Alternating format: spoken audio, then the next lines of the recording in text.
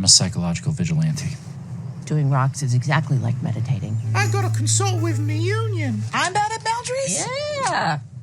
So you were a cliche. You got to learn some boundaries. Solid dad work. Secrets have a way of getting out. I don't want to be seen or heard. It was 5 minutes ago. People change. After doing 8 videos about Better Call Saul and then one huge one about Breaking Bad, it's been a slight challenge to figure out where to go next with this channel. But I decided I want to ease us a bit in this transition by talking today about another television show about someone named Jimmy who bends and breaks the rules of his profession in service of personal motives. Jimmy Laird of Pasadena, California is not a lawyer though, he's a psychologist, so bending and breaking the rules of his profession looks quite a lot different than our friend Mr. McGill/Goodman bending and breaking the rules of the legal profession. Another big difference between the worlds is that Better Call Saul and Breaking Bad are dramas, and Shrinking is a comedy drama, or what we used to call a dramedy before people started having clinical levels of cringe about that term. Maybe calling it a comedy drama is also good because it emphasizes that the comedy comes first, not the drama. Now, I personally got into Better Call Saul because I was a huge fan of Bob Odenkirk's comedy work, and there are many solid laughs and chuckles, but there, like in Breaking Bad too, the humor is dabbled throughout.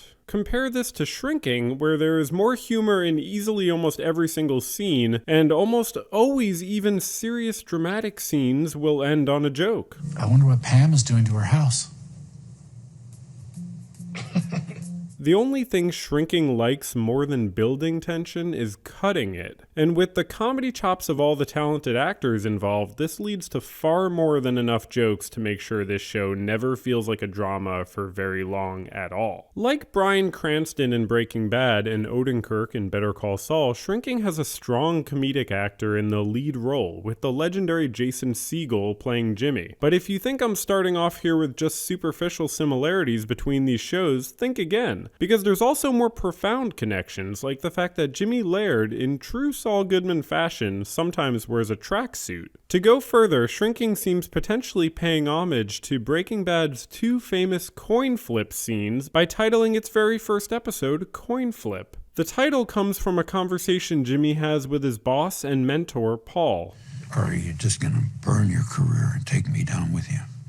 Coin flip.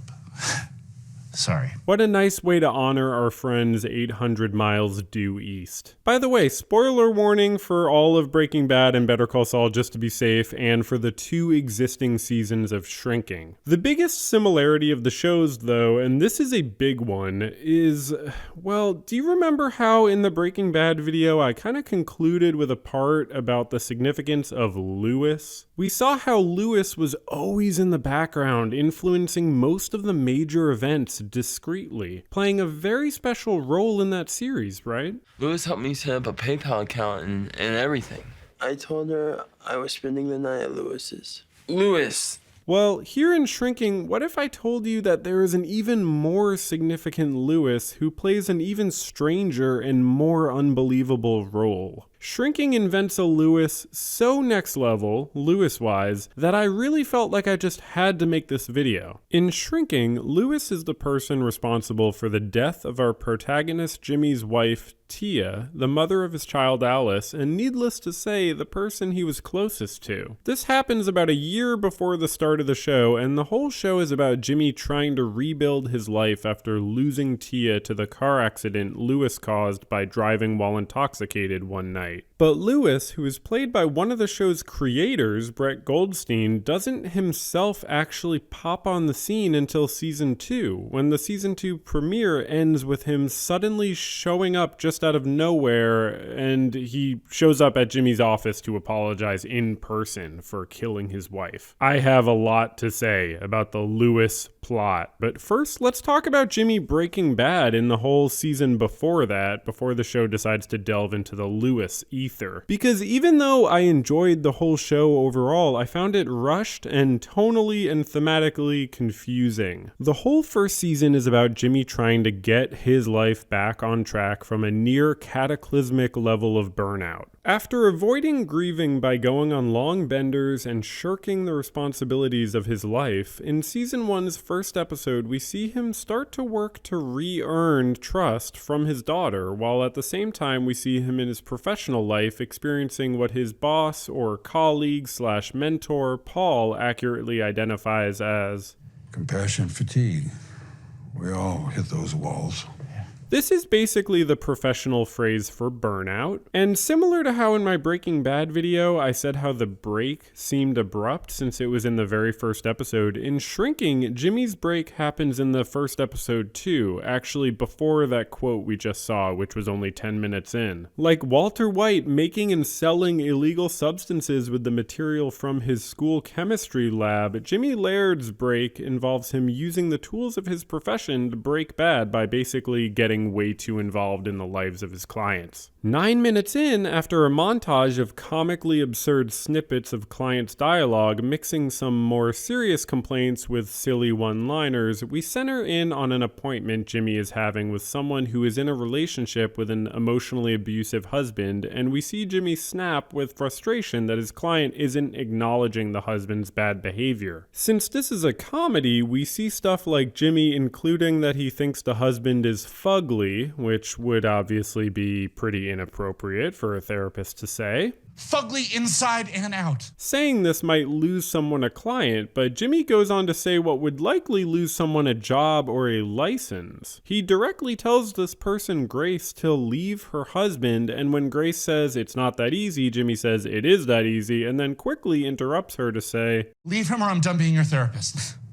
This is, if you're not aware, not how therapy works. I've been justifiably criticized for having a channel called What's Therapy and not adequately resolving the issue of what therapy is, but at the very least let me confirm that this is not therapy. This is threatening to abandon a client in an effort to overpower the client's self-determination, and no matter the level of burnout, this is an extent of malpractice that luckily most therapists, however flawed, will never come close to. Self-determination is a key principle of ethical psychotherapy practice, according to regulations everywhere, including the American Psychological Association's Ethical Principles of Psychologists and Code of Conduct, where one of the 5 general principles is respect for people's basic rights and dignity, which includes people's rights to privacy, confidentiality, and self-determination. Whether Grace leaves her husband is plainly an issue of self-determination. The APA ethical standards also include information about when and how a psychologist may end therapy with a client, and you'll probably not be too shocked to learn that the conditions don't include when the client doesn't do what I want. Mental health professionals and other health professionals can't just discontinue services with people willy-nilly like a business canceling a contract. That would be unethical because it interrupts people's care for no sufficient reason. If the therapy isn't helping or is actually making things worse, of course therapists can and must refer out to other care, but not because a client wouldn't do what you recommended in their life choices, of course. It can certainly be a complex ethical and professional struggle to help someone gain power in an unhealthy relationship, and therapists in this situation often have to make sure not to express a level of negativity about the person harming the client that might unintentionally and unwantedly communicate to the client a sense of judgment regarding them being with that person, because that could be ultimately unhelpful if it shut down communication with the client. Therapists who push much less hard than Jimmy still might regret pushing too hard if it alienates a client or harms the therapeutic relationship, since the goal is to help people long term and we don't always know best about people's lives, obviously. This moment when Jimmy breaks, he's of course reacting not just to the feelings he has about his client's difficulties, but also to the disheveled state of his life in general. It's the rock bottom of a long slide since Tia's death, during which time it's certainly possible Jimmy was slipping in his adherence to other ethical standards, including ones about making sure personal problems don't affect clients, like his benders and lack of sleep. Self-care is not just advisable, but to a certain extent it's necessary and mandated for professionals, and especially helping professionals for reasons including that a lack of self-care can increase the likelihood of huge errors in judgment, like Jimmy here threatening to abandon a client if they don't do what he wants them to do. I overall really like this show. I'm just going to start there. I would totally recommend it, even though I have some criticisms. It's a super funny show, and it's definitely worth watching. Most of my criticism comes from it being a bit rushed and trying to do too much, in my opinion, and that sort of necessitated the show being kind of superficial sometimes about heavy subjects, or just being kind of confusing. But I laughed a ton, and I teared up a bunch at the sappy parts, and while I don't think it's award-winning in writing and direction, it's full of extremely good acting and comedy. Sometimes the emotional parts did feel a bit cheap, and even if they did hit, it was often kind of in a way where it felt a little unearned or contrived. But hey, I like tearing up, I'm all for it. It's fun to watch something and feel feelings. As a therapist watching this show, there is a little bit of an insulting feeling right out of the gate, as the client's silly one-liners might at first feel trivializing to the very real problems people usually go to therapy to try to work on. But this is obviously a comedy, and a funny one, so it's all good. Also, by the end of the first episode, it's clear that shrinking is going to delve into the negative consequences of Jimmy's actions. After Grace calls Jimmy during an appointment and he picks up,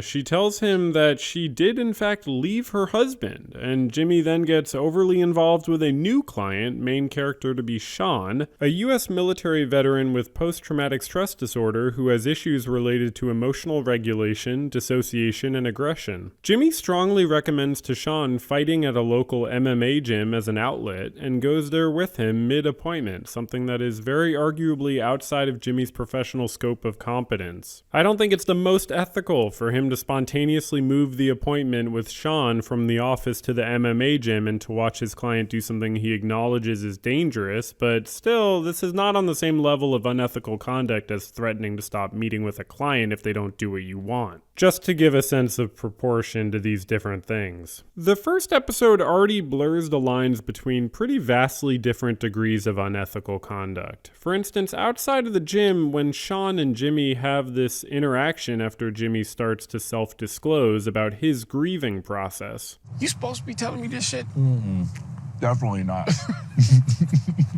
And while Jimmy's self-disclosure was very intense and a lot to say to a client, it's actually communicated fairly well and is not more unethical than Jimmy seemingly blurring the lines of the therapy appointment by talking in public at a gym with Sean, which presents serious issues to confidentiality and the general structure of the therapy appointment. And it's certainly not more unethical than what he said to Grace, obviously. But of course he's breaking the rules with the sense that the ends will justify the means, and that's the point of the show, and it's tricky because while they sometimes do, we see a great crescendo at the end of this first episode where the consequences of both boundary violations integrate terribly. Grace's husband comes to attack Jimmy as he finally makes it to one of Alice's soccer games, and this new client, Sean, whose recommendation is the reason Jimmy's even at the game, stands up for Jimmy and knocks out Grace's husband. I have not myself experienced one of my clients fighting with the ex-spouse of another client, but I imagine it's not an ideal situation. Here it's the unforeseen consequences of Jimmy's actions that Jimmy experiences, like Jimmy McGill seeing his brother Chuck get seriously injured as a result of his malpractices. One huge difference between these shows, though, is the pacing. Everything I loved about the slow pacing of Better Call Saul is not only not here with Shrinking, but it's absolutely reversed. Obviously, it's part of the comedy side of it, and my guess it's also potentially related to this being an Apple TV show, because everything seems sort of streamlined in this Apple way, where the plot seems to be trying to include as many developments as possible in as short a time as possible, sometimes. There's this overall lightness of touch, where the plot often kind of flits from beat to beat very quickly, while being about grief and trauma and relationships. Because it's a show that clearly aims to get somewhere with a discussion of mental health, the way we handle trauma and grief, and the intersections of the personal and professional. Now, I'm a social worker, so I don't have a PhD or a doctorate in psychology like Jimmy presumably does. I have a master's in social work, but I practice therapy all the same. I'm actually not sure what they are exactly, but they're some sorts of doctors.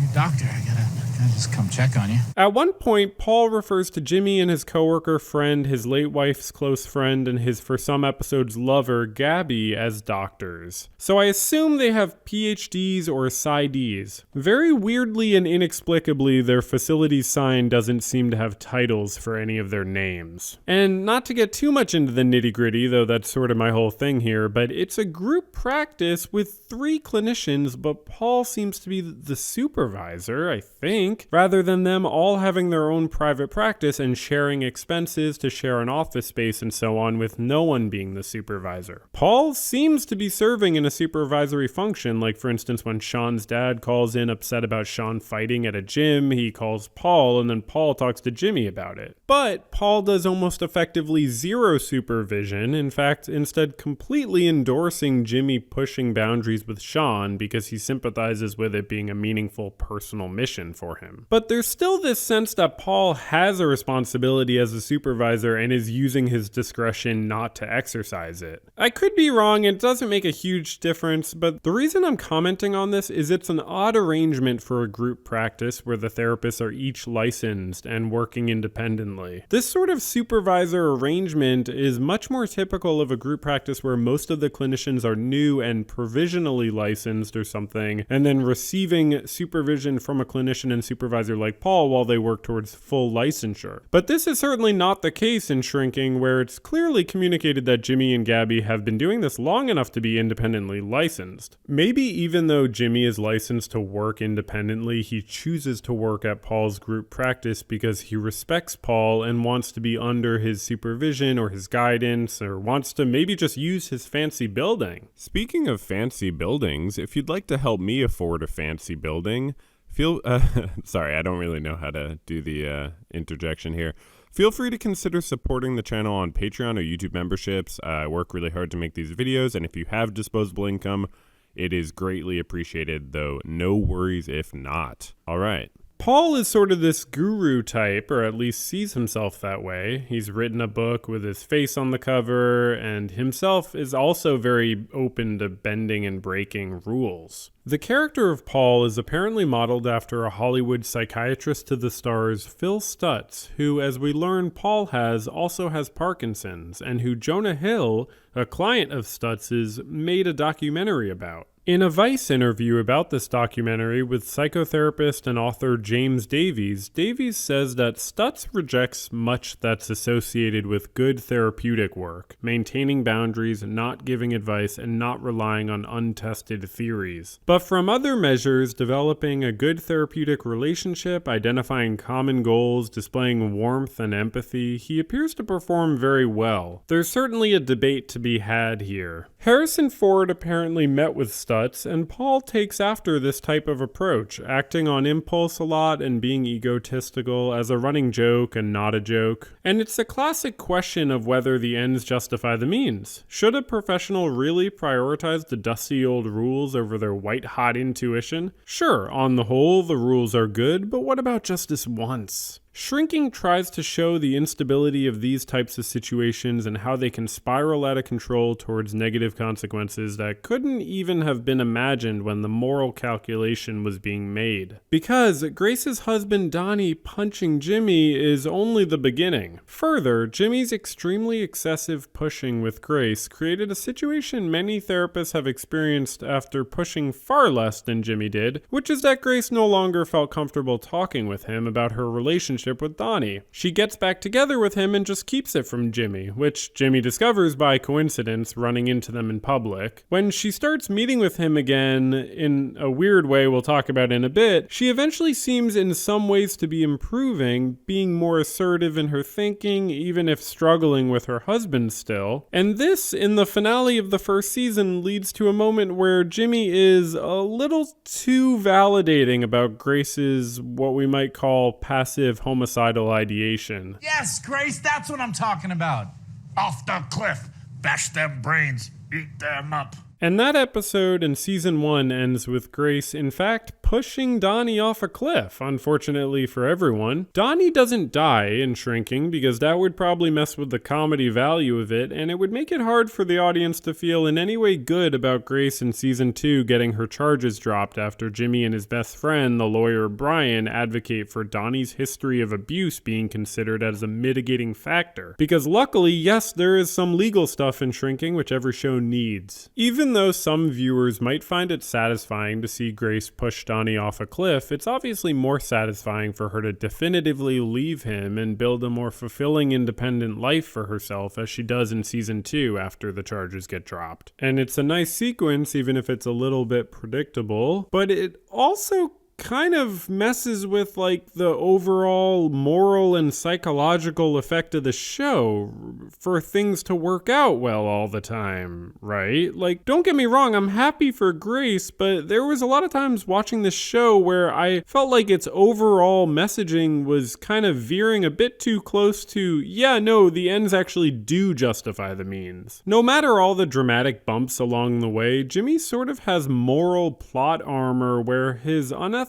actions almost never lead to lasting negative consequences. It would be one thing if his client, even briefly serving time, taught him a lesson about backing off with his clients, but hardly. And things are still just always fine. In contrast, one of my favorite things about Better Call Saul in particular is how honest the show feels, particularly its moral honesty and clarity. It and Breaking Bad both end with the protagonists suffering decisively as a result of their actions, as well as many of their loved ones or former loved ones suffering and struggling to build new lives from the wreckage of the protagonist's actions. Could you imagine how different the shows would be if everything worked out well for them? I understand that Shrinking is a comedy and maybe things working out is part of what it means to be a comedy, I guess, but there's a bit of tonal confusion here when you take this idea of a protagonist justifying the means by the end regarding serious issues in other people's lives, and then have things actually end well in almost every single case. It's all in good fun and it's an entertaining show, but basically every episode's new bumps of dramas just feel unthreatening and distant against the impenetrably smooth flow of the plot.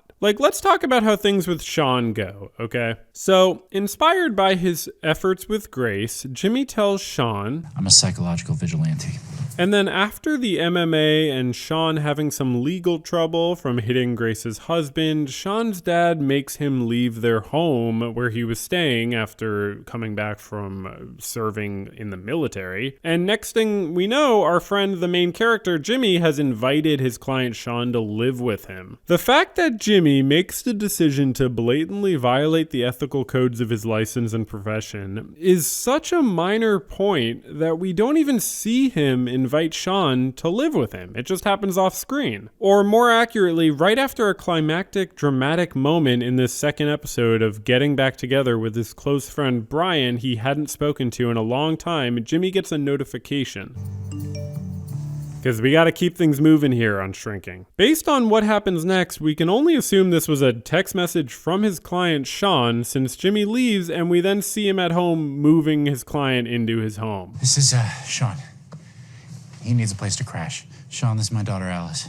Sometimes therapists text message about scheduling with clients, but Jimmy is apparently on call in a much more direct way, going and picking up his client to live with him. I'm going to try to not overdo these types of points because the simple answer is that the show doesn't have ambitions to be deeply questioning about our actual realities and the causes and effects of our behavior. And it's really just not meant to be dissected and thought about as much as more deep storytelling is, but there's something extremely weird about finding comedy within a serious situation without seeming to genuinely understand the seriousness of the situation. What I mean is, I think you can have a very funny show about a terribly unethical therapist who invites his client to live with him, but if you want that comedy to also be a drama with meaning and something to say about the inner lives of all the people involved, you're sort of asking me to take the characters seriously and to care about their arcs. By this second episode, the only arc I care about for Jimmy is an arc that takes his license away, and and no luck yet, but hey, maybe it'll happen in season 3. After all, it wasn't until the 3rd season that Jimmy McGill's license started to be impacted, so you never know. In an interview in The Hollywood Reporter with the 3 creators of the show, Bill Lawrence, who I think called in afterwards, Brett Goldstein, and Jason Segel,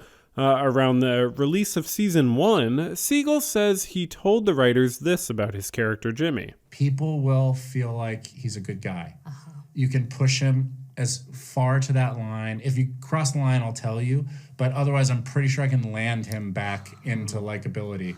It'll be more fun if we make him unlikable. I totally agree. I love that he's complex, he's likable and unlikable. And people will see him as a good guy, not just because of Segel's likable personality infusing the character, but also because Jimmy has suffered a terrible tragedy of losing Tia, so there's a lot of forgiveness we're willing to offer him. And the show is about forgiveness anyway. It's about forgiveness in a lot of ways, which we will talk about, but it's about forgiveness of Jimmy. It's about Alice forgiving him and other people forgiving him, but most importantly, it's about him forgiving himself for the harm and neglect that he inflicted on Alice and others around him while he was grieving. But yeah, let me confirm for you, they really do push it in terms of Jimmy's likability. They push it a lot. Like this moment in the 4th episode when Sean is living at Jimmy's home and they have this interaction as Jimmy is frustrated on the trampoline in his yard. What happened to you when you were overseas?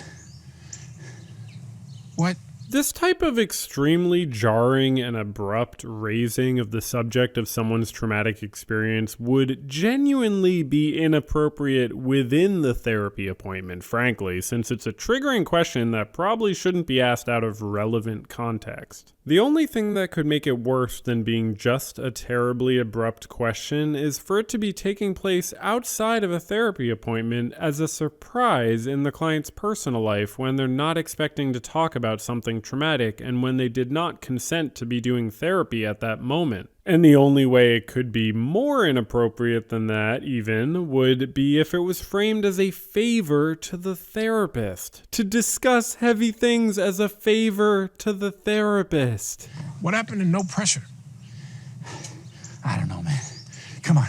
I just really need a win today. Believe it or not, you are not going to therapists to give us wins. That would be kind of putting the cart before the horse. Jimmy's pressure obviously bothers Sean, but typically for the show, this scene ends with joking energy as Sean curses at Jimmy and Jimmy curses over and over at Sean, his client, in the type of throwaway humor that, for me, kind of cheapened the show, seemingly, just for the benefit of making sure it didn't feel too heavy. Look, I like jokes. I was voted best sense of humor in 8th grade, okay? I'm a joke fiend. And Shrinking is really, really funny. Made me burst out laughing a bunch of times and was just consistently funny throughout. But this is not It's Always Sunny in Philadelphia or The Office. It's not a sitcom. So the jokes don't always only have a purely positive effect. Sometimes the jokes can have a negative impact if they complicate the tone of a scene or a plot point. In that interview after the 1st season with The Hollywood Reporter, Segel talks about how he was excited about doing something that didn't have the repetition of a sitcom. This was really different. It is a 5-hour story with a beginning, a middle, and end, and you watch these people have really fully realized arcs.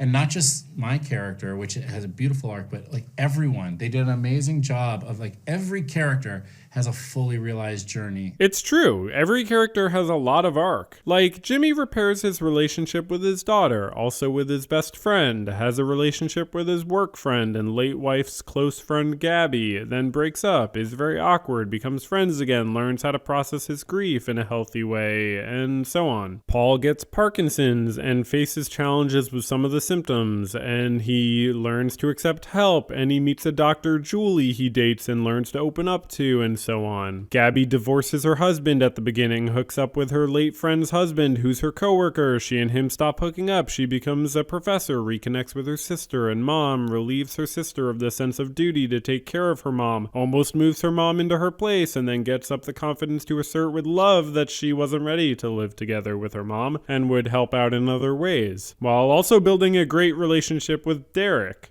Brian reconnects with Jimmy, gets married, changes his mind about kids, and then decides to raise a child with his husband Charlie. Sean processes his trauma from military service, starts a business, rebuilds his relationship with his dad and mom, starts dating Paul's second neurologist, shares his business with his dad. I could go on and on. Liz heals from the challenge of letting go after a long time of being a surrogate parent to Alice, starts a business with Sean, cheats on her husband, the other Derek, reconciles with him, becomes a nanny with Brian and Charlie, and so on. I know this takes a long time to explain, and these are only 6 of the characters and not everything that is part of their arc, but I think it's worth trying to get across just how many character development beats there are in these 2 seasons. So it's not like a sitcom in this sense, but it is like a sitcom in other ways. As a Screen Rant article after season 2 puts it, Shrinking isn't a conventional sitcom, but it does boast several of the genre's biggest hallmarks, which they're talking about the will they won't they with Gabby. But for me, one of the big hallmarks is the way that everything ends up turning out okay. If not at the end of each episode, soon enough all the wrinkles get ironed out. But despite all these arcs of improvement, and despite the fact that conflicts get resolved fairly quickly, our protagonist Jimmy, and Paul too a fair bit, never stop violating professional boundaries. And in the first 2 seasons so far have an extremely minimal or negligible arc professionally. So it seems like for some reason their professional actions are just outside of the realm of what the show considers bad behavior in need of improvement. Their responsibility to their family and friends is met more and more, but their professional responsibilities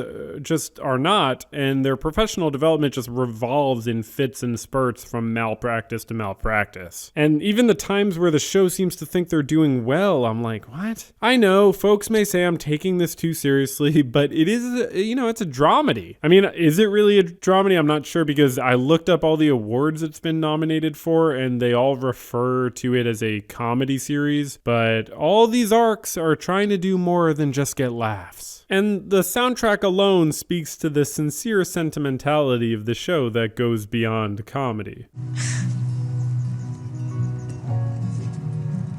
After all, even though it ends on a joke, this scene on the trampoline is not played for laughs. It's a plot development to the effect of Jimmy is desperate and is pushing his client more. The boundary violations are adding up. It's not meant to be a joke that Jimmy's there trying to coerce his client to talk about trauma outside of the therapy appointment in his own backyard. Asking his client to make him feel better by talking about his trauma. That aspect is not being played for laughs. And what if I told you that the reason Jimmy was frustrated in this scene on the trampoline in the first place is that his daughter opened up to him about sleeping with the neighbor's son, which he responded to by immediately revealing this information to the neighbor Liz in a completely gross betrayal of his daughter's trust that's seemingly never confronted for some reason, even though so many other things are confronted in this show. And this whole episode is mostly about him trying to reckon with his daughter having sexuality, which is a perfectly solid subject for a dramedy, but it is a little weird to see an adult, let alone a mental health professional, struggle on such an absurdly comic level with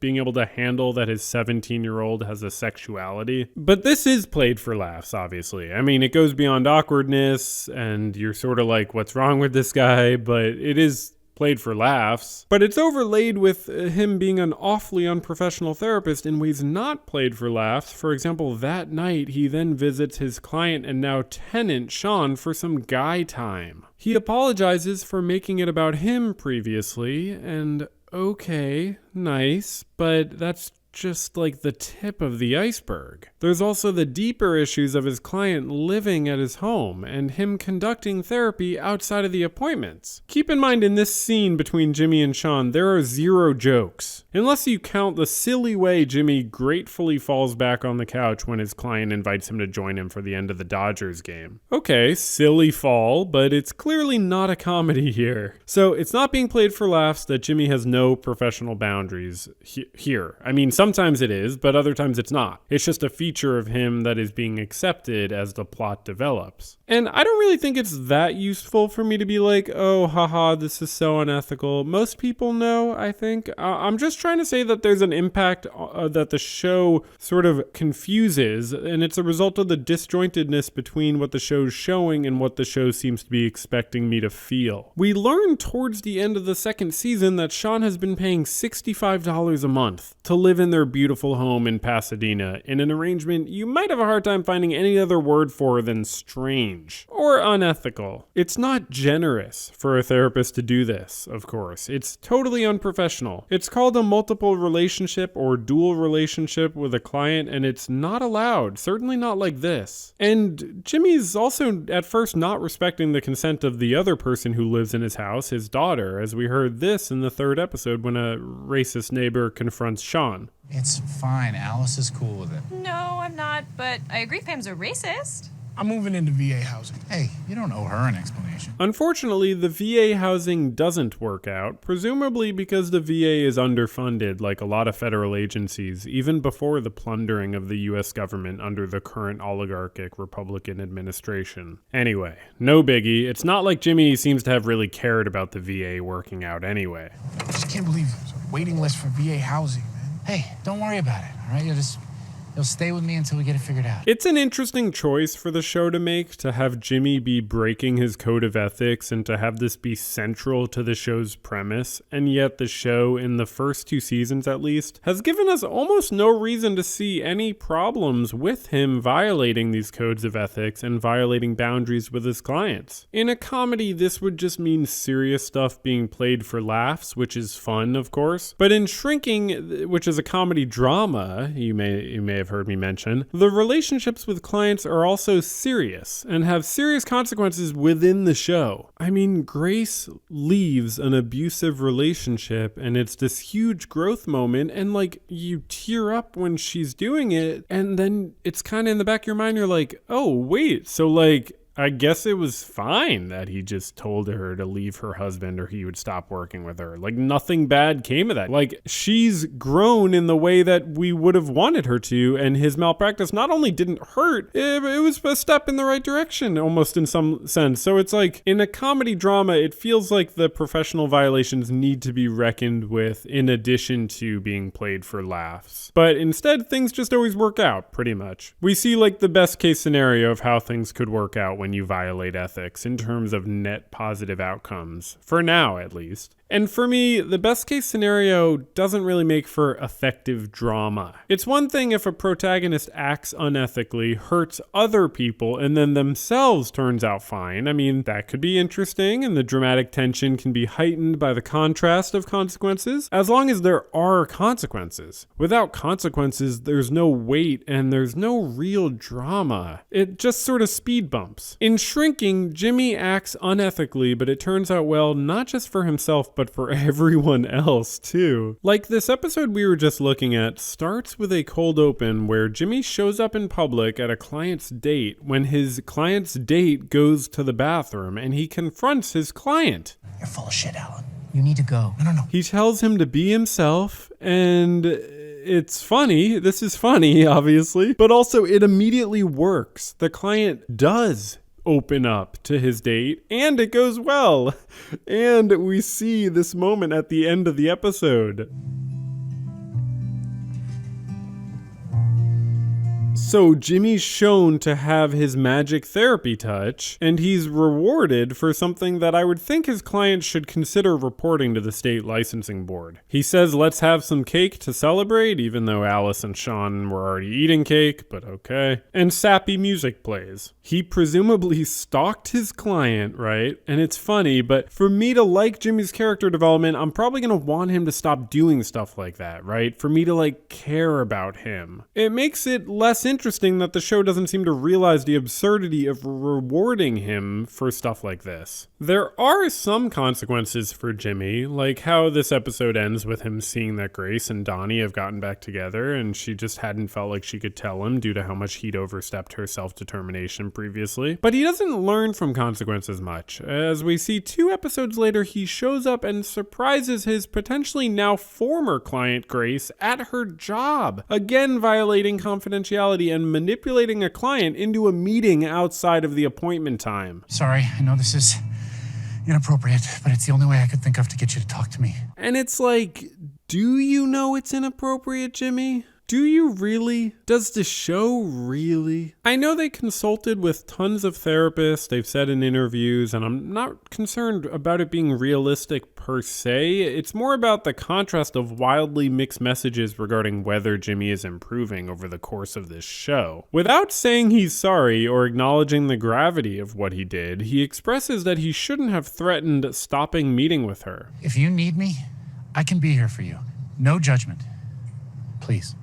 See, the thing is, his desperation might be a little bit comical, right? And the scene ends on jokey, sexual stuff, but the scene is not a joke or played for laughs. And as Grace agrees to meet with him again, which I guess we're supposed to be happy about, and he then on cue gets a call taking him running to the next plot point with Alice and Sean, anyone thinking too hard or at all might feel left wondering whether they're watching a show about someone pulling themselves out of a dark time or pulling themselves into a dark time. It's hard to take seriously the idea that Jimmy's working on himself when towards the end of the first season, he's taking basically the same tack with Grace as he was in the first episode. Grace, you know my professional opinion. Your husband's a fucking tool. And, haha, but if I'm supposed to care about this guy and his growth, no haha. This goes for Paul too. On the Sean front, the 4th and 5th episodes show Paul refusing to talk with Jimmy about his client moving into his home after he finds out about the situation, and then when they do talk, it's because Paul has had a conversation with his client Alice, his coworker's daughter, who he had this interaction with. I just don't believe Sean should be living at your Who gives house. a shit?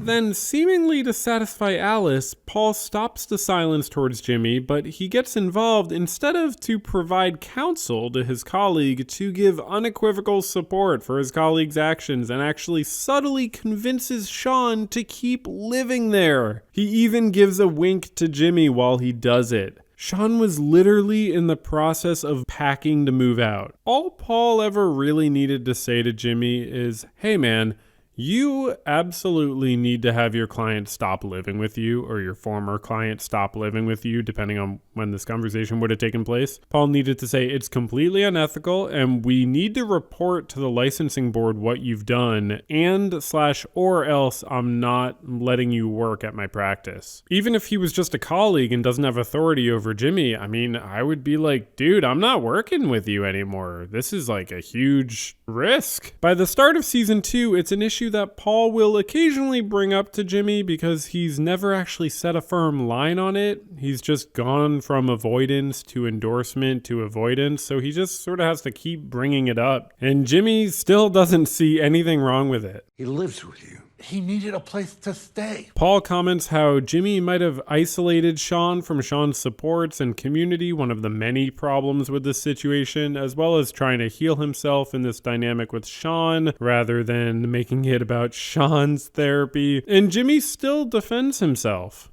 I did not make a mistake with Sean. He is my biggest success story. I would hate to be someone's success story, frankly. That's really like turning another person into your means type of thing. Paul says Sean can't be his patient anymore, and Jimmy still says no. Ultimately, Sean only stops being Jimmy's client because Jimmy realizes the boundary issues have led to Sean lying about steps forward to try to make Jimmy feel good, as Paul predicted. And we're supposed to see this as a healthy step in Jimmy letting go, though it's still totally unethical to have someone who just finished being your client live at your home anyway. And it's a ridiculous conflict of interest for Jimmy to refer Sean to none other than Paul. Let the client leave your practice. But apparently no, it made more sense to refer him to Paul than to refer him to anyone else in the area. Paul's essentially like, hey man, sorry your therapist violated all kinds of ethics and boundaries with you, but why don't we set you up with me, his supervisor slash coworker slash mentor, and you just go on and keep living with him. I'm just watching like, why does no one have a problem with this? If Sean wanted to stop working with Paul, would he still be able to live with Jimmy? If Sean and Jimmy had a falling out and Sean wanted to move out, would this impact his ability or comfort receiving care from Paul at the facility his former therapist and landlord would be working at? There are all kinds of issues.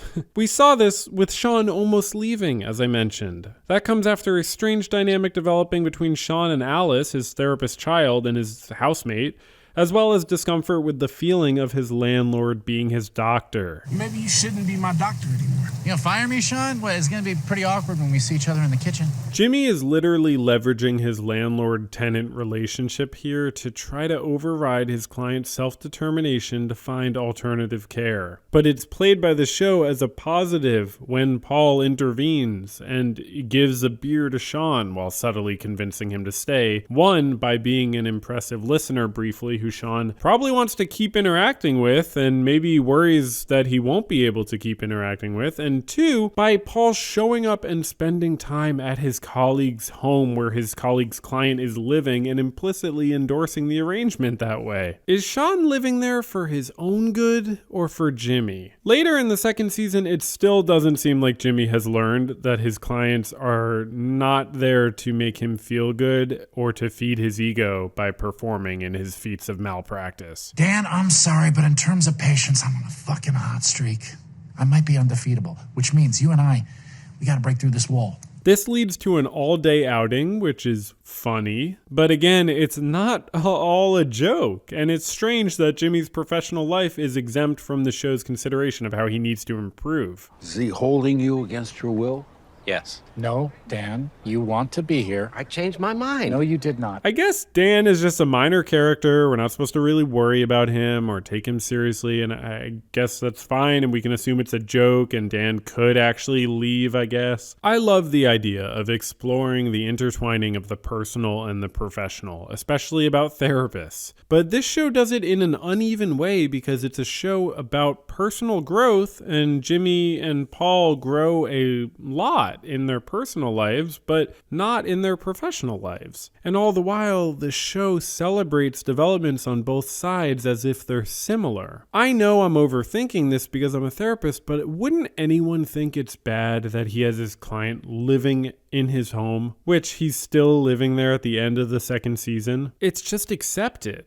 Are we supposed to look past that because it's his pool house and he's not exploiting him financially? I guess I just wonder, like, why aren't we supposed to care that this is wrong? Why is the bar so low for Jimmy as a therapist? Couldn't the show still be funny and dramatic and still take seriously his wrongdoing, or would that somehow make it impossible? In the first season, Jimmy goes to his client Wally's residence to do exposure therapy work with her, seemingly for the first time, but it's not clear. There are millions of people in the US alone with obsessive compulsive disorder, which is what we are told that Wally has, and maybe around a third get help for it, with maybe a lower percentage getting evidence-based treatment such as exposure and response prevention therapy. ERP involves self-directed exposures to triggers of the obsessions and or compulsions at home or other places, and then clients discuss their progress managing symptoms during therapy appointments. There is usually no need for anyone else to be there for the exposure, let alone the therapist, but it can certainly be helpful for a therapist to do exposure together with a client during an appointment. It's also not inconceivable for a therapist to do an appointment in a client's residence, but if they did, they'd probably not just sit on the couch next to their client and after 10 seconds of therapy say, Wally, you are incredible. This, funnily enough, leads to Wally trying to kiss him, not once but twice, and it's quite clear that we're seeing a consequence of Jimmy's actions, since this profoundly inappropriate situation is one of those things that is more likely to happen if the boundaries of the professional relationship get blurred. by, for instance, starting to abruptly work with a client in their residence and being fawning with praise instead of professional. We next see Wally 3 episodes later at her next appointment, in which Jimmy self-discloses about hooking up with a friend, Gabby, for like no reason at all, and Wally is just hilarious. I think I'm over you. Too selfish. Fair. We next see Wally briefly in the end of the season 1 finale in a montage of Jimmy's clients doing great. Then towards the end of the second season in the episode titled The Drugs Don't Work, Jimmy is upset about a conflict with Alice and he's jonesing for a fix of his psychological vigilantism malpractice, his own version of Slippin' Jimmy. And so he stalks another client, approaching Wally in a park, who is walking a dog she had told him in an appointment at the start of the episode that she had kidnapped. As horrible as it is that she did that, there is no one at serious risk of impending or imminent bodily harm, and so there's no justification to violate confidentiality, and certainly no justification to seek out his client in public. Hey, Wally! Hi! Hey!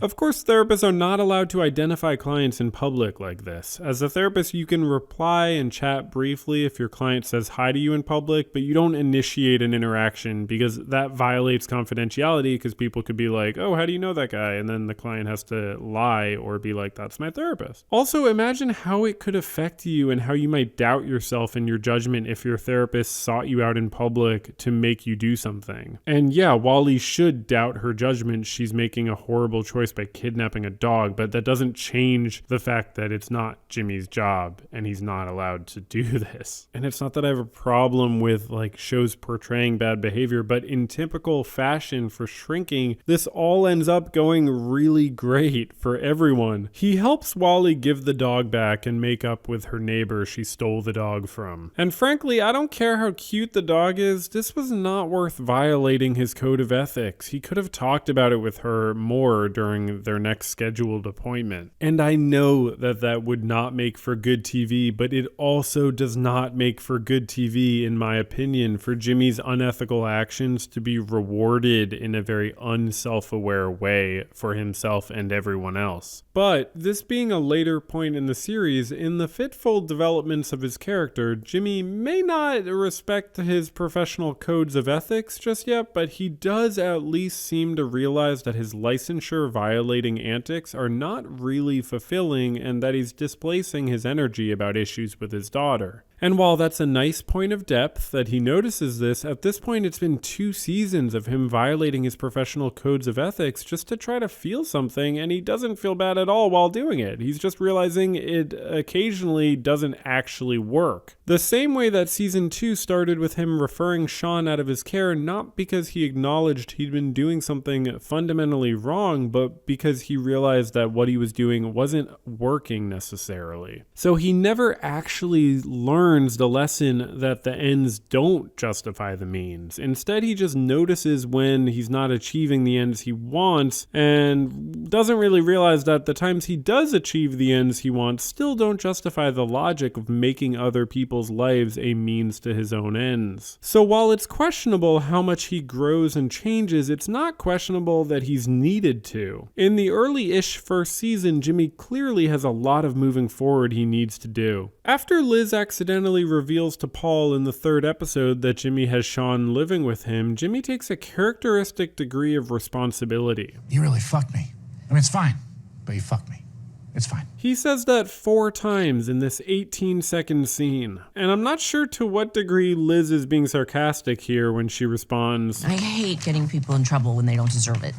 And when they do deserve it? Well, that's my favorite thing. I don't know whether Liz would think Jimmy deserves to be in trouble. She might not. But anyway, he's totally not in trouble for some reason. Like I've mentioned, I think it's assumed that Paul could fire Jimmy, even though it's not clear and it sort of seems like Jimmy would be independently licensed. It's probably Paul's practice, I think. But maybe Jimmy's renting space or agrees to terms, I think, as being part of Paul's group, it seems like he would be subject to Paul's authority on some level. And Paul just gets upset on the phone, but Jimmy responds, "Oh, you care so much about boundaries? Well, you're working with my daughter without telling me." And then it's this sentimental moment as Jimmy predictably says, "Thank you." And Paul is consistently very permeable as a supervisor. And this conversation was supposed to be about, him trying to tell his coworker or his colleague or his employee that it wasn't acceptable what he was doing, but they don't really achieve that at all. Instead, they focus on this point that the show whips out a few times where Jimmy's like, "Oh, we're not so different, you and I." Because even though Paul is coded as closed off and withholding and Jimmy's excessively an open book, they both connect over the lack of respect for professional ethics. In the finale of the first season, they share a moment at Brian and Charlie's wedding where Paul says he's surprised Jimmy didn't burn the whole practice down with his malpractice, though he didn't use that word. And then they have this back and forth. I got really lucky.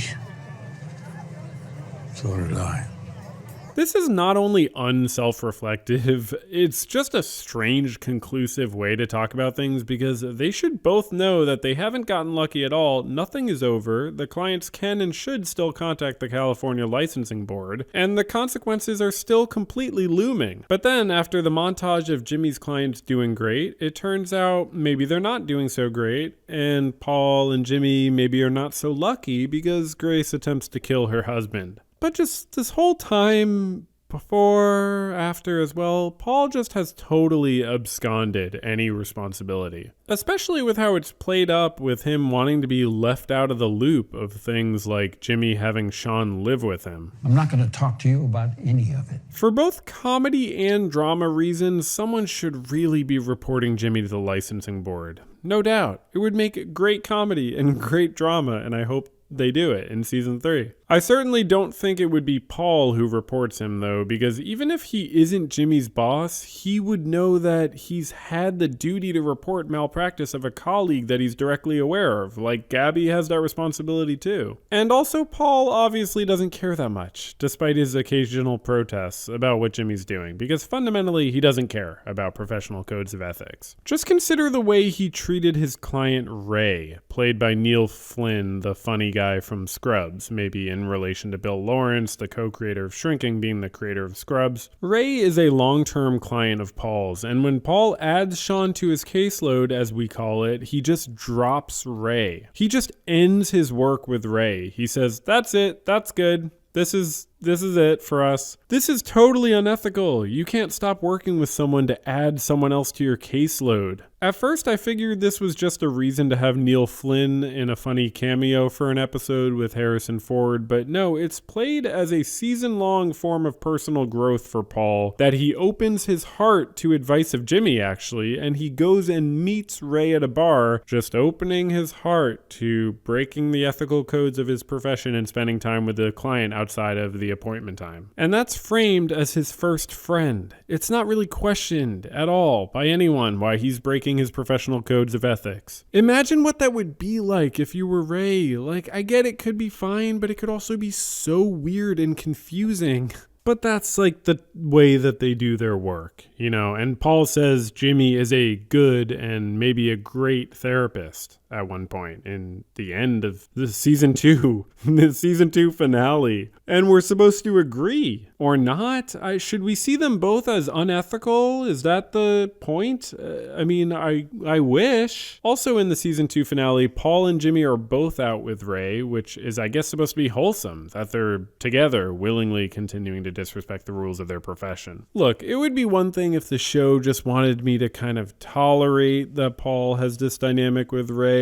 It's not a huge focus. I could sort of look past it or ignore it. But the show wants me to celebrate it as a point of growth for Paul. After he stopped working abruptly with his longtime client just so he could work with his colleague's client, which he obviously did not need to do, and he could have and should have referred Sean out for another clinician to work with. I found an AV Club article where the author reported that watching Paul slowly open up by having Julie move in with him, making a friend in his former patient Raymond, and just being more cognizant of how much help and support he'll need when his Parkinson's continues to get worse has been a joy this season. And maybe I'm just a more joyless critic, but I don't think making friends with a former patient is a good thing, and it confuses the other points of actual growth that it's framed as another point of growth. Halfway through the second season, Jimmy and Paul have a heart-to-heart about Paul's fears with his Parkinson's and feelings about Sean opening up to Jimmy about something before he did with Paul, and they reignite their working relationship, essentially coordinating care for Sean, but it bizarrely, instead of just coordinating care, leads to the next episode opening with Paul telling Sean,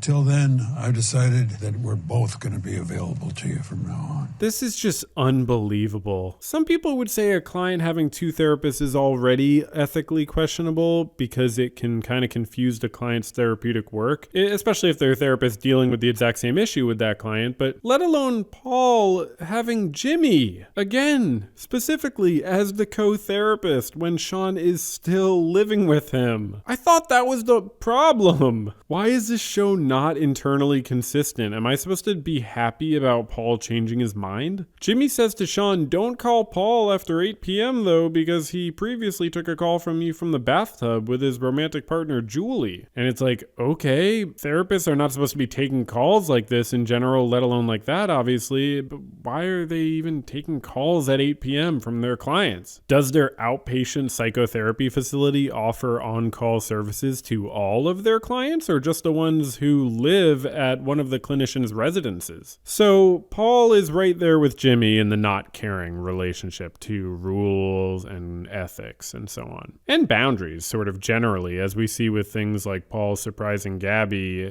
his coworker or employee, sitting in her car in the morning to get a ride to work from her from then on.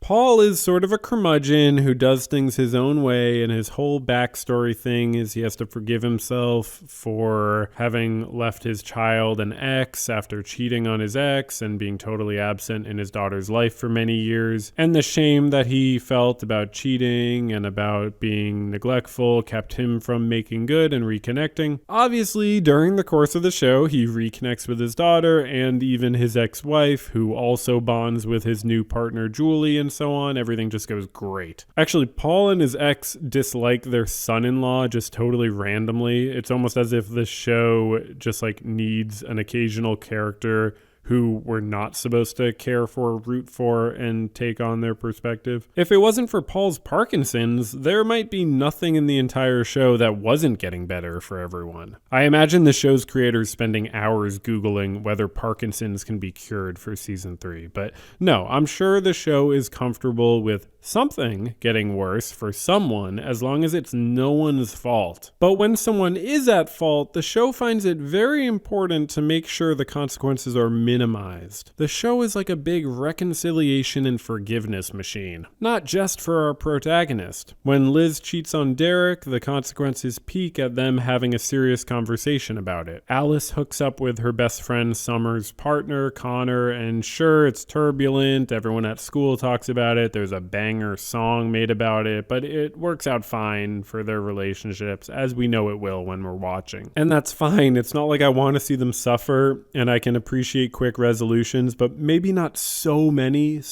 rapid ups and downs that all resolve to barely distinguishable sappy music. It's a show about forgiveness in the same sense that Finding Nemo is a movie about water. Like, yeah, there's a ton of forgiveness around, in abundance. It can feel like scene after scene of forgiveness and reconciliations. I'm a huge fan of the relatively healthy confrontations, but there's just so many of them. Maybe one of the only interesting distinctions, for me at least, were the distinctions between people forgiving others and their forgiveness of themselves. We see Jimmy and Paul struggle to forgive themselves for their past behaviors that hurt loved ones, but as Paul's ex-wife Susan says to him when they sort of very smoothly and predictably reconcile, she forgave him for cheating on her a long time ago. And when you're connected by so much family and love, forgiveness is the easy part. The hard part, I would say, is not making the same or similar errors over and over again, as well as simply living with the consequences of the actions that were forgiven, since forgiving wrongdoing doesn't erase the negative consequences of the wrongdoing. Forgiveness, I think, is a process of sorting through cause and effect and understanding how things went wrong, as well as rebuilding a sense of trust that things can go right moving forward. Part of the reason Shrinking is so confusing to me in its messaging about forgiveness is that it's such a busy show and there are so many different conflicts and resolutions happening every episode that the show doesn't really make sufficient distinctions between forgiving someone for their wrongdoing, contrasted with empty forgiveness that is weird and irrelevant because there actually was no wrongdoing. Meaning the show doesn't necessarily always have a clear sense of whether people should be accountable or when they shouldn't. Like the example of Jimmy getting upset with Liz for accidentally revealing to Paul that Sean is living with him and Liz giving him apology bagels or pastries or something. When later in the episode, as we talked about, Jimmy is rattled by Alice telling him she had previously slept with Connor, Jimmy has a full-on temper tantrum at Liz to an extreme extent that actually was pretty hurtful and personal, some of the stuff he was saying. It was some of the sort of you can't take it back stuff that you never want to say in an argument. But to our point, this is the interaction they have about him bringing up his tension with Paul and blaming her for it. You're unforgiven!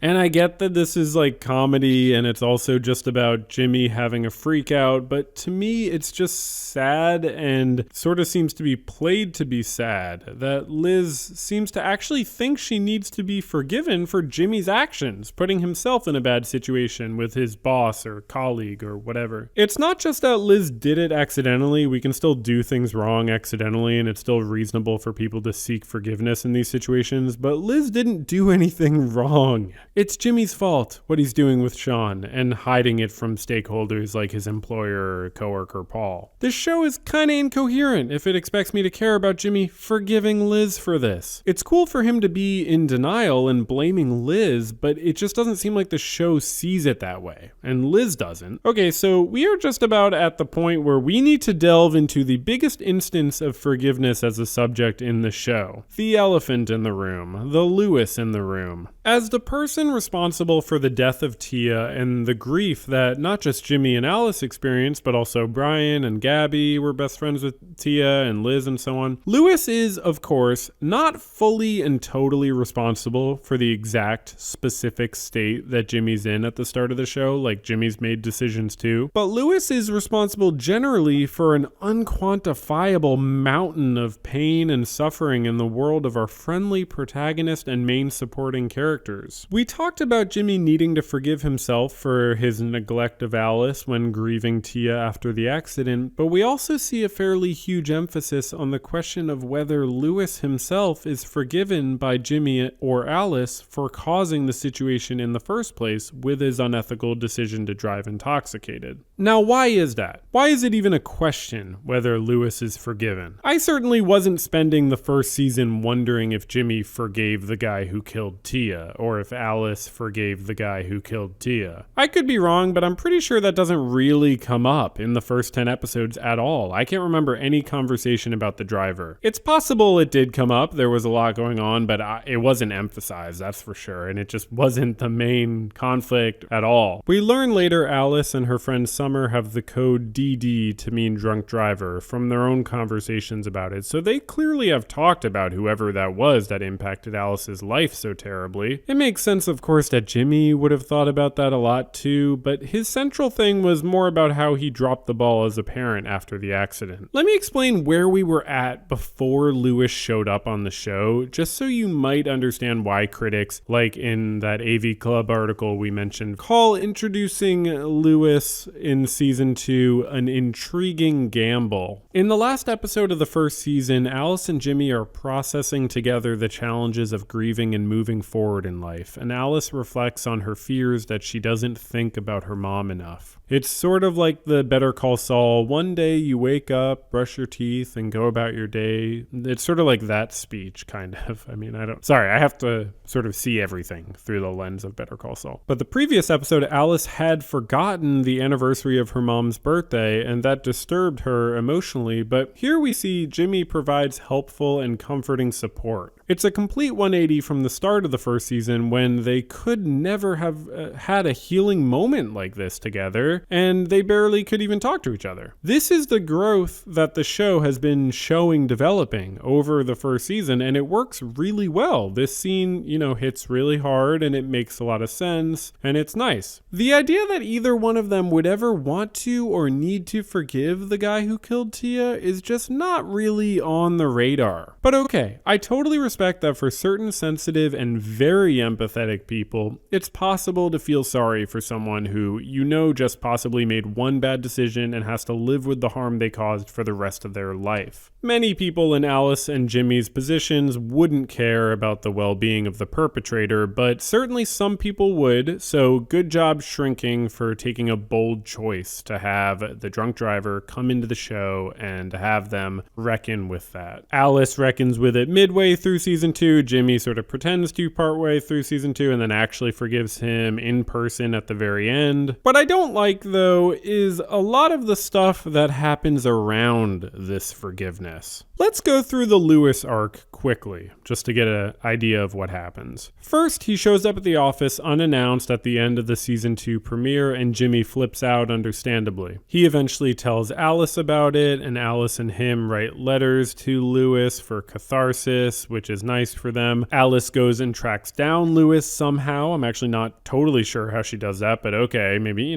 kids with their social media and so on. But okay, so she looks through his window, and that's a bit odd, but okay, whatever. Then she visits him at his job at a cafe. Lewis apologizes. Alice explodes. Okay, understandable. She leaves her wallet there by accident. Lewis drops it off at her house. Brian, a close friend of Tia, of course, meets Lewis and forms a friendship with him. Then Alice finds out, and she and Brian hang out with Lewis together, form a friendship, process feelings together. They hang out now and then, and right at the moment when they decide to tell Jimmy that they're meeting, which is a very contrived kind of moment, Jimmy sees them through the window of a restaurant. He gets upset, of course. Alice tells him he should see Lewis. You forgave him? Yeah. I think you should too. So then Jimmy visits Lewis. I'm glad you could. Okay, man, you can kind of just say hello or hi first, but okay. As mentioned, Jimmy forgives Lewis, not genuinely. He's actually really there to tell Lewis not to talk to his family or friends, Alice and Brian. Then Jimmy leaves a bit harshly and bizarrely for someone that went out of his way to go there, but okay. And he should have talked to Alice and Brian first, obviously, and communicated to them his feelings about them having Lewis in their lives, since Jimmy doesn't have the right to tell them what to do in their own lives, though it's fair and not a huge ask that Lewis stay out of Jimmy's immediate life. Lewis communicates in a text to Alice a bit later that they should not speak anymore, choosing to text her this on her birthday, which he was aware of, without even being able to tell her that it was Jimmy's call about it. So it's just like, good call, Lewis. Like, a birthday text is really the time to let her know that. It's wise, like showing up in person unannounced at Jimmy's work.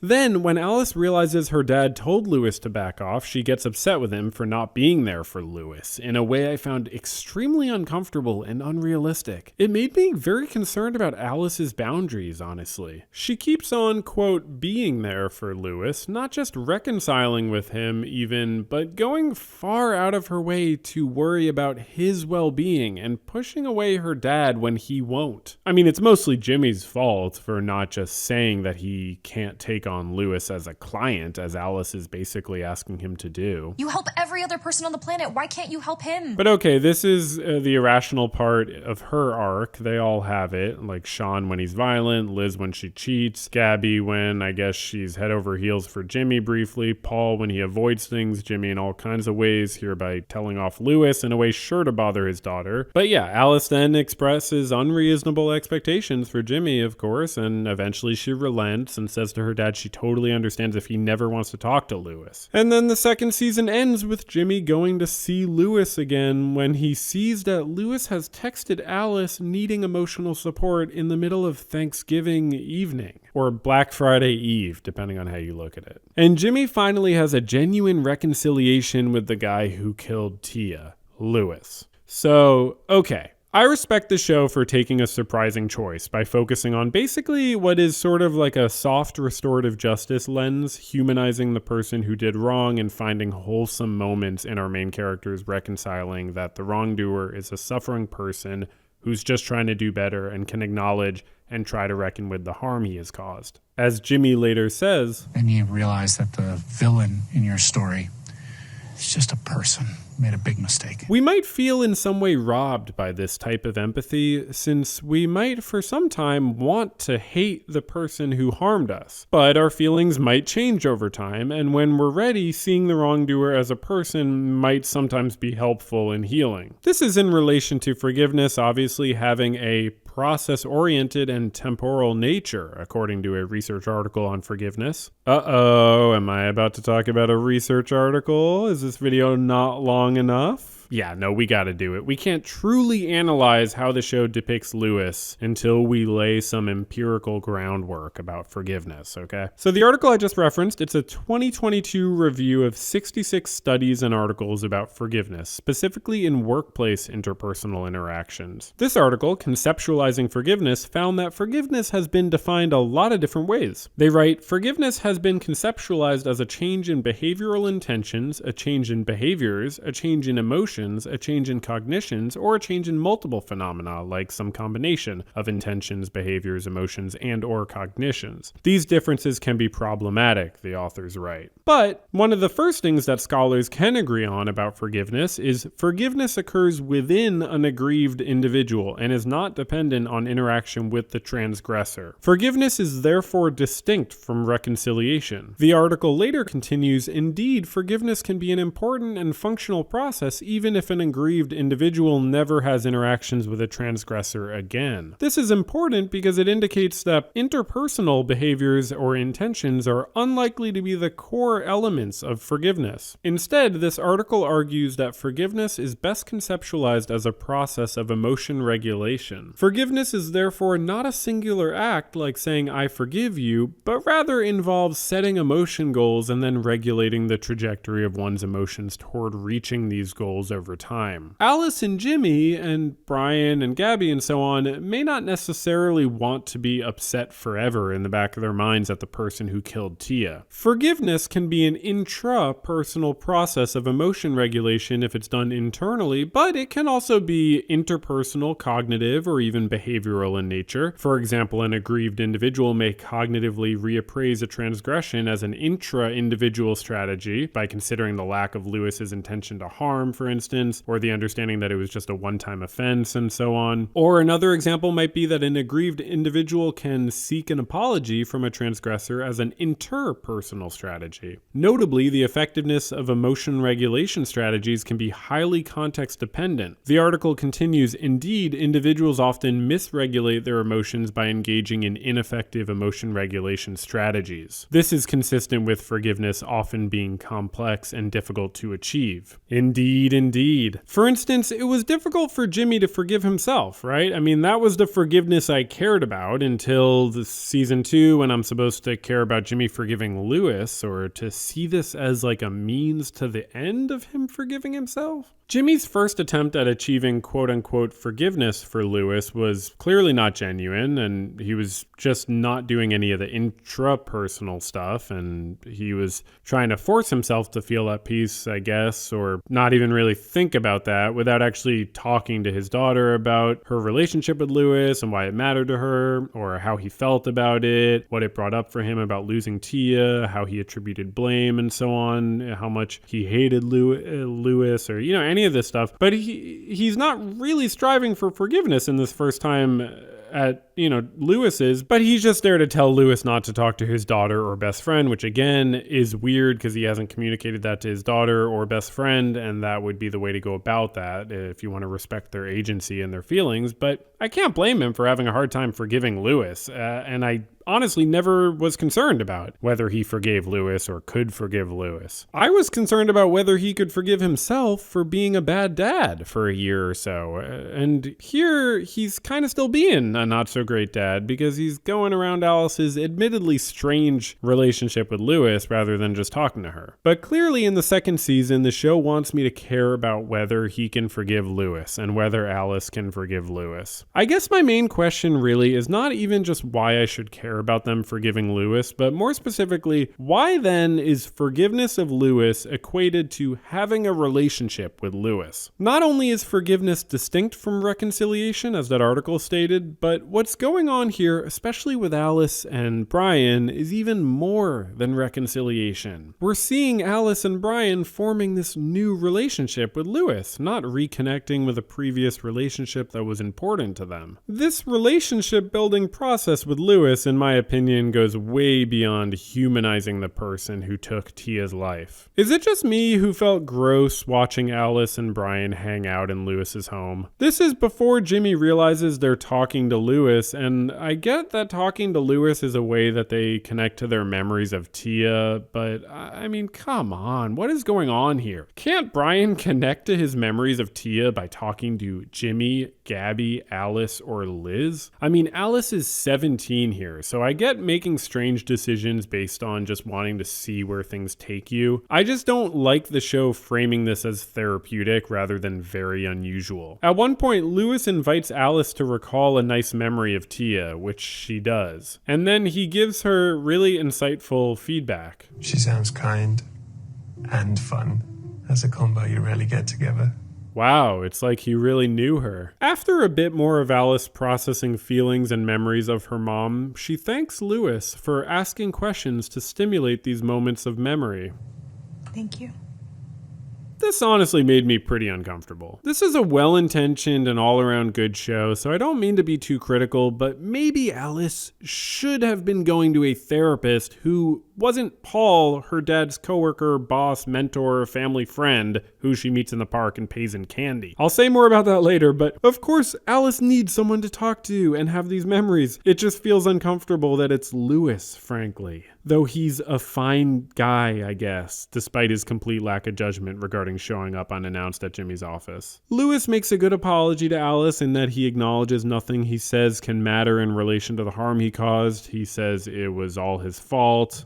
Nothing I can do can make that better. He says he thinks about them and the pain he caused them all the time, and Alice interrupts him, forgiving him. I forgive you. It's what my mom would have done. That's nice, because again, forgiveness is an intrapersonal thing done in a process of long-term emotion regulation, and it's great for Alice that she can forgive him, because it will likely help her live a happier life. There are times when forgiveness might be premature, if there's ongoing risk of harm and so on, but I think it's great that she can forgive him. Similarly, when Jimmy finally forgives Lewis in the season 2 closing/emotional climax scene, he does it for himself in the same healthy way. Mostly I'm here for me. And that's great. Great to humanize Lewis and great to forgive him for their own well-being and to move on and so on. The only thing that is sort of a problem here is that Lewis has been depending on Alice emotionally. Depending on the daughter of the woman he killed who he never knew for emotional support. Like when she meets him at one point and they sit down at the train station, his old spot with his ex-fiancée Sarah, Lewis starts the conversation by saying how his work friend is his only friend. He then tells Alice about going to that spot with Sarah and people watching and coming up with guesses as to what people do for work. And then he says how he would come to this spot and be suicidal after the accident and his separation from Sarah. I get that he's struggling, but it's just totally unacceptable to lean on Alice. And frankly, I find Alice's interest in his well-being uncomfortable and somewhat perplexing. I'm glad you're good. Oh, yeah.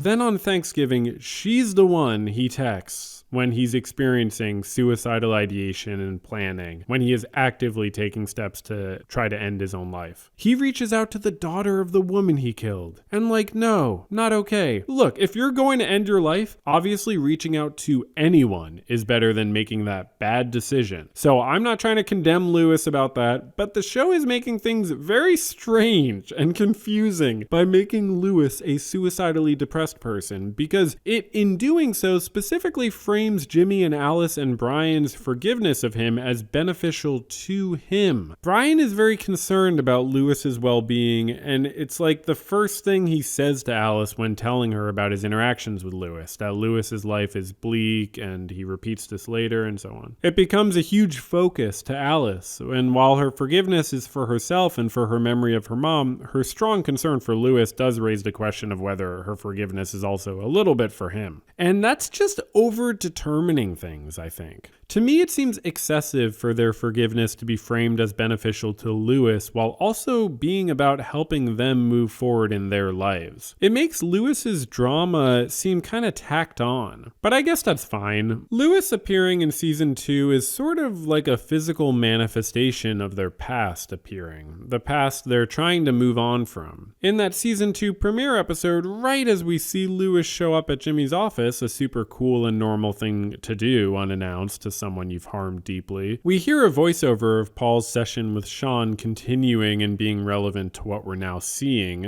Lewis showing up. If you don't truly deal with your past, it'll come back for you. So, yes, that's Lewis. He's the past coming to haunt Jimmy. And of course, these associations are made very explicit. So I think that when I see that guy, I'm forced to see what a fucking terrible father I am. And he also says this to Alice when they reconcile in the season 2 finale. When Lewis came back into our lives, he was like this walking, talking reminder for me of how I just really let you down. For me, it just seems strange to have the past manifest as Lewis, the physical person, and to equate or even relate Jimmy forgiving Lewis for his actions to Jimmy forgiving himself for his neglect of his daughter when his wife died. Forgiving Lewis just seems like a totally different issue. So tying Jimmy's forgiveness of Lewis to Jimmy's forgiveness of himself seems inappropriate to me, but it seems way more inappropriate still to tie his forgiveness of Lewis to Lewis's well-being and ability to survive, which the show does by making Lewis suicidally depressed. Think about on Better Call Saul, for instance, when that Good Samaritan is killed as an unintentional result of Mike's actions against the Salamancas who have threatened his loved ones. Now imagine the family members of that Good Samaritan worrying about Mike's well-being and Mike being suicidally depressed. That would be a bit weird, right? I'm all for empathy, and Lewis's well-being matters as much as other people's, but I'm just not sure why it matters to this story when they already had more than enough motive to work towards forgiveness in other ways. I mean, it's not like Shrinking comes out and says victims need to forgive their transgressors in person and in a very friendly way to be able to move on. The show just happens to show it being sort of necessary to Alice and Jimmy. And at the same time, there's this other side of it where the show, it's not coming out and saying people who wrong others horribly need the forgiveness of their victims to be able to move on. The show just happens to show it being necessary for Lewis. I mean, I'm assuming he's not going to continue to experience suicidal ideation in season 3, but he might. I guess he could conceivably continue to rely on Alice and Jimmy, but I would doubt that. I certainly hope that doesn't happen. I would guess it's just as likely that Lewis leaves town and they never see him again, honestly. Regarding Lewis's role, in that interview Jason Segel and Brett Goldstein were in right when season 1 dropped in late January of 2023, Brett Goldstein is asked directly about how 5 episodes into writing for Ted Lasso, he realized he wanted to play the character Roy Kent, who he would go on to play, and he's asked whether he's been thinking anything similar with Shrinking. Again, this is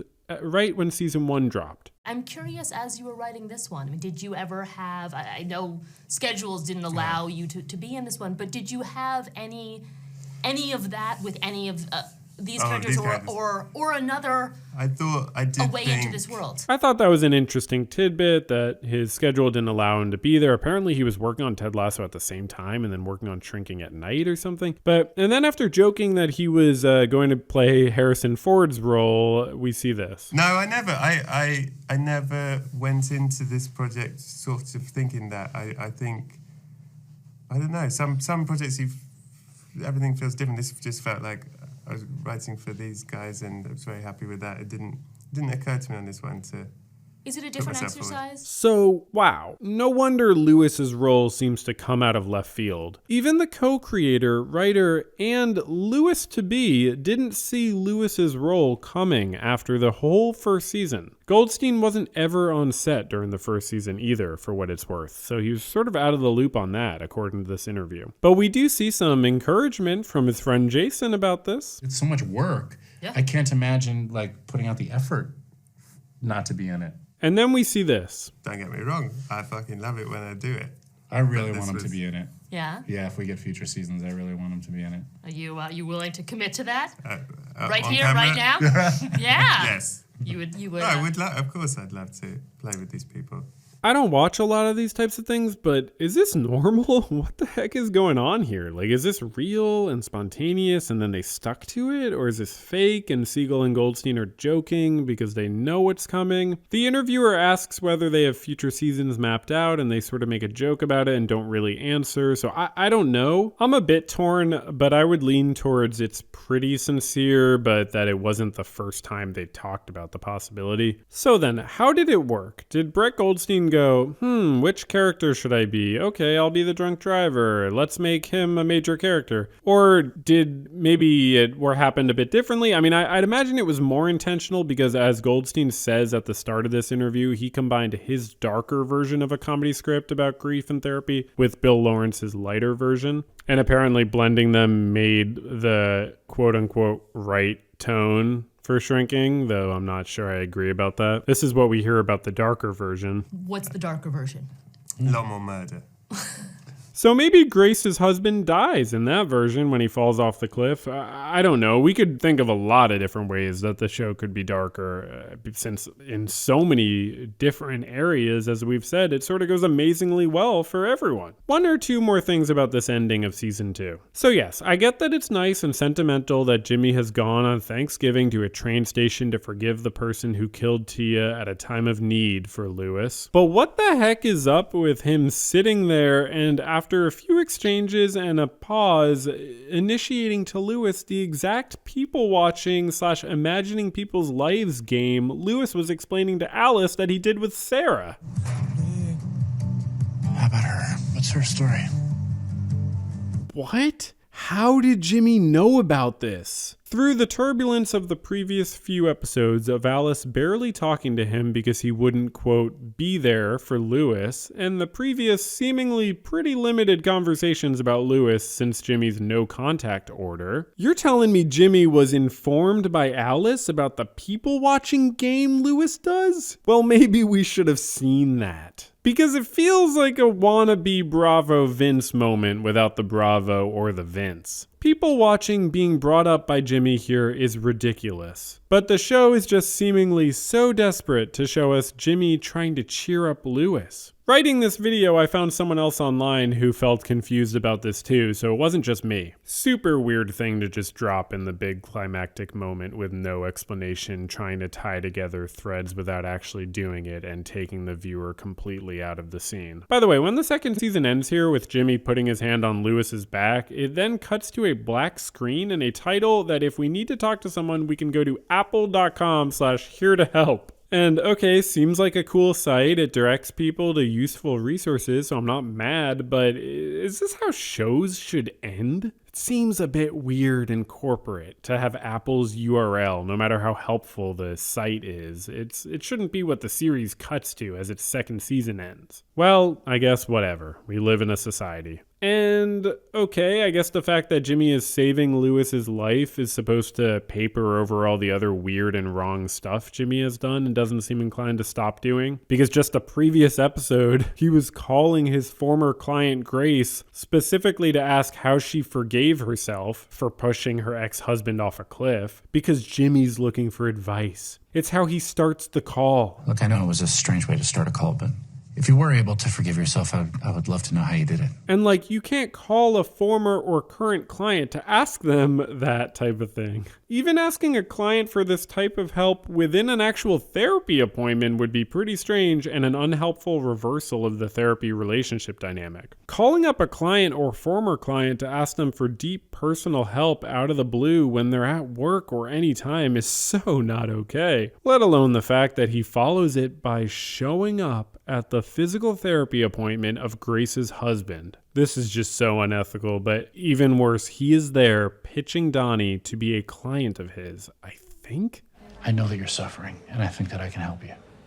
I can't even fathom what I'm watching here. Why is he soliciting a formerly emotional abusive partner of a former client of his? Well, because he needs his fix. Okay, well cool, so I guess maybe he'll improve in season 3 because this is right towards the end of season 2 and he's doing things that, again, make it hard to see him as improving generally if he's still behaving completely unacceptably in his professional life. In an interview with Variety in 2023, co-creator Lawrence said, "The second year is about forgiveness and the third year is about moving forward." Okay, well that's a bit simplistic, right? Those are sort of intertwined, forgiveness and moving forward. And season 2 was about, as we saw, reconciling as much as it was about forgiveness and sort of was about a particular way of forgiveness that can be acted on. But okay, can't deny they focused on forgiveness in season 2. Apparently Jeff Daniels is going to be on the cast as Jimmy's father in season 3, so that should be fun. It's necessary to introduce lots of new things because so much just keeps getting resolved. Even Jimmy's struggle with self-forgiveness, which was a good and pretty deep feeling conflict, felt kind of low stakes because it seemed like he was probably going to be fine. But he hasn't really achieved self-forgiveness, so there's a lot more progress to be made there. When 2/3 of the way through season 2, Jimmy asks Paul, "Do you think I'll ever forgive myself?" Paul's like, yeah, I do. I hope so. A few episodes later, Paul still is helping in his Paul ways. Meg, I remember it's strange because I couldn't forgive myself.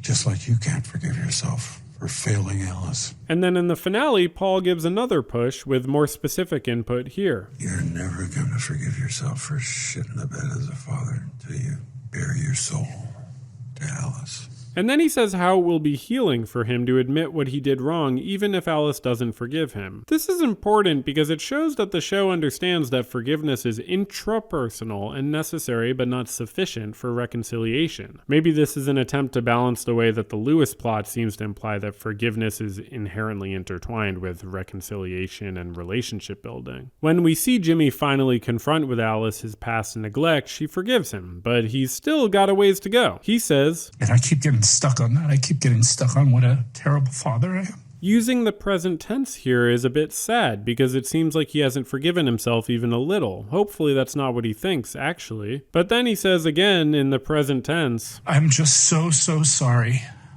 that I am not better. Compare this to in the very first episode where in the moment before the climax of his client Sean getting him to go to Alice's soccer game, he says, It's because I'm awful.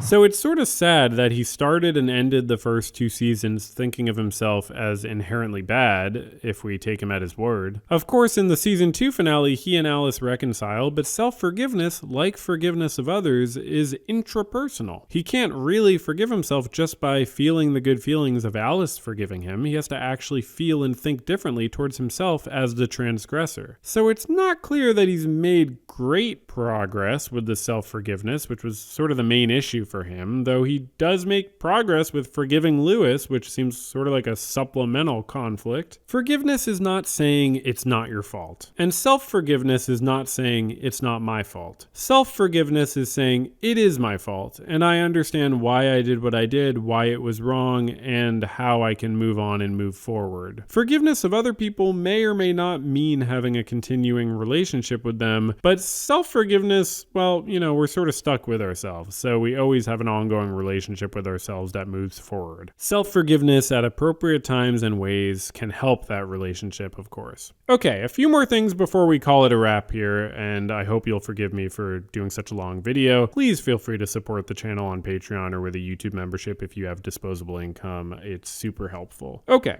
I think it's great that the show is willing to explore Sean's traumatic experience in service of the U.S. military-industrial complex, and even the violence he committed. I was kicking in doors, dragging people into the street. I was pointing guns at kids. For what? In this scene, though, Paul attempts to make him feel better immediately, and not in a very therapy-informed way, and he also just focuses on Sean as an individual, choosing to not engage with Sean's statements about the pointlessness of the violence he inflicted and suffered. I wouldn't be surprised if a network owned by a company that has numerous contracts with the US military might be a little short on criticism of the military-industrial complex. However, it was still sort of weird that there was fairly immediate acceptance and endorsement of Gabby's sister joining the armed services regardless of Sean's experience. I think she's gonna be great.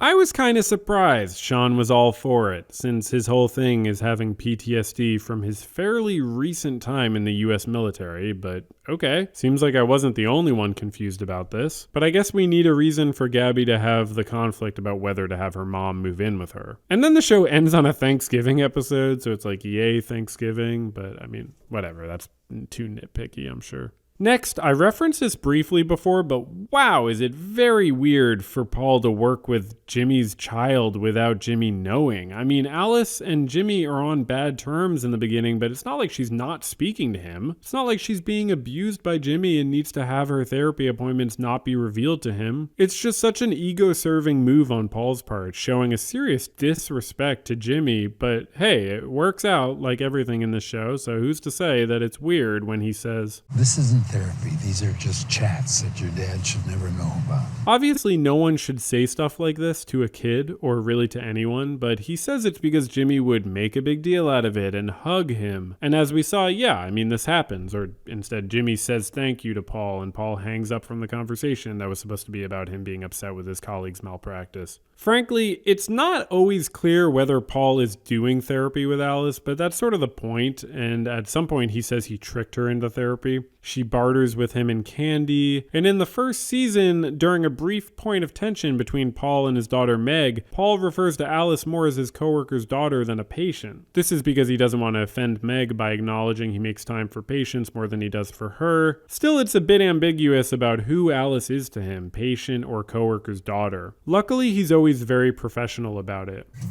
Got away with women, don't you, Paul? And this is him at the end. Great. And then, towards the end of the second season, when Alice and Paul have stopped meeting because she feels like she's at a good point to stop, very maturely and a bit surprisingly given the context, honestly, then Paul just starts doing his self-forgiveness stuff with Jimmy. And Paul offers to meet with Jimmy in the park now that he's not meeting with Alice. And it's like he's not joking. It's not therapy, it's just chats in the park.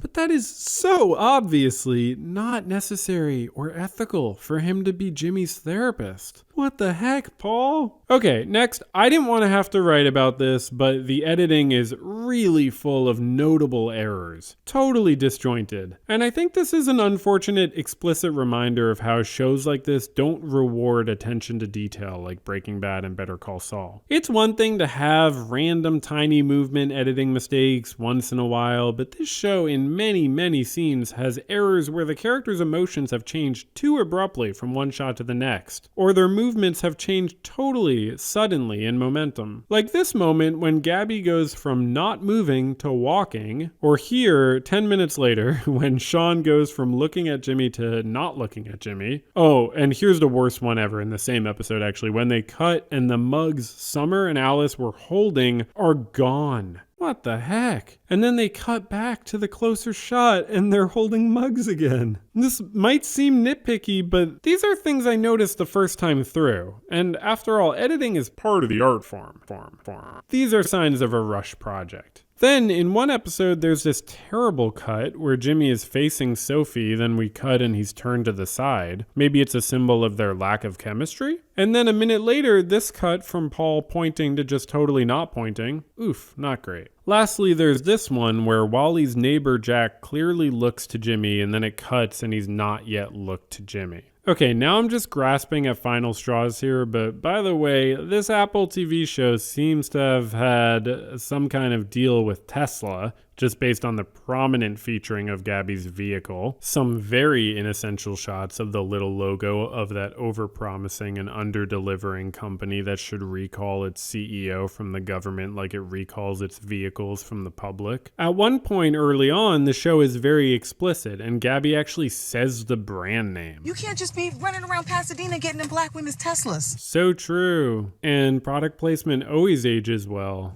I see Chipotle. Very cool. Why did they make Gabby do all the product placement? All in all, this has been a good show if you're not expecting too much. That's not to say I didn't feel something. I'm not gonna lie, I actually teared up a bunch of times watching Shrinking. And that's good. I enjoy when media makes me feel things. It doesn't necessarily make it good, though. It doesn't make it better, media, necessarily. I mean, it's better than a sappy show that doesn't make me cry, but it's not better than a show I find coherent in its conflicts. Also, I've always found that shows and movies can make me cry more when they are comedy dramas like this, and when they have a lot of humor in them, it sort of softens me up for the sappy parts. Like Parks and Rec or The Office, I tear up at the sappy parts, but it's sort of because the right notes have been played, not that the interpersonal conflicts or resolutions seem new, interesting, or surprising. And an immediate feeling doesn't really equate to a lasting feeling. In an article titled The Comfortable Problem of Mid-TV, the chief TV critic for The Times says Apple TV just might be the HBO of mid. Then he calls Shrinking and other shows on the network more nice than funny, adding, "We lose something when we become willing to settle. Reliability is a fine quality in a hybrid sedan, but in art it has a cost. A show that can't disappoint you can't surprise you. A show that can't enrage you can't engage you. This may be harsh, but certainly seems fair, and I don't think the show's a failure, just a success of a much less ambitious kind than the best shows. It's very funny, though. Really, very funny, and I cracked up a lot. And I'm sure I'll watch season 3 if